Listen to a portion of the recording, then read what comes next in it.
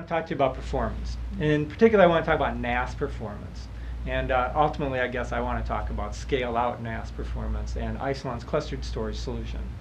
So let's start by talking about the differences between block and NAS. There's a lot of understanding out there, a lot of historical information that we all base our assumptions on about what's good to use, or what applications use on block storage, what applications use on NAS or file server storage.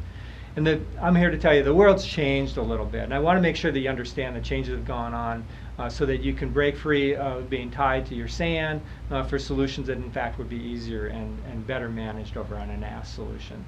So in the past, we would have looked at block-oriented storage, which today would be typified in a SAN as being the only place where you can go if you want high IOPS, or real fast file IOs. If you want reliable disk drives, you have to be buying fiber channel disk drives. If you want reliability in the system as a whole, you have to be buying from one of the big vendors of block-oriented storage.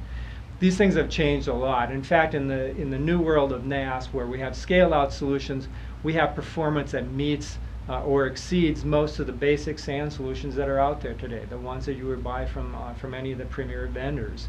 And you get along with that the simplicity of a NAS appliance. This very easy to install, very easy to manage environment. So we need to go back and look at it. Can we do IOs? Can we do a lot of IOs? And in fact, you can. These systems bring with them a lot of cache. Each node in a clustered storage will bring cache. In the Isilon solution, that cache is unified into one big cache.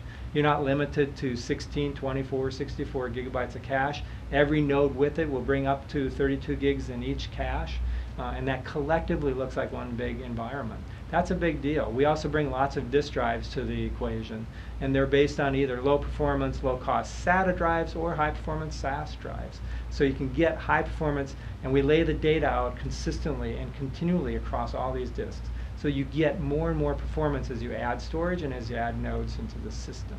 So you can in fact get a lot of performance out of a NAS box if in fact it's got a consistent architecture like the Isilon scale-out box today. So that's performance on the IOs. Streaming performance is a big deal. Good read-aheads, lots of cache, another big part of what goes on in these environments. You can get that out of our box, no problem at all. In fact, we're big in the media and entertainment because of those capabilities. Concurrent access, lots of users banging away at this file server. How do you get that? Again, lots of CPUs, lots of cache, and laying your data out on these disks in a way that takes advantage of all of the disks that are in the system. Instead of filling from the bottom up, we will use all the disk drives in the system by relaying out the data at regular intervals. So there's ways to get performance out of these scale-out NAS boxes. It's changed over the last couple of years. You need to reinvestigate, put away and put aside all beliefs about what should be block and what should be NAS, and take a look again.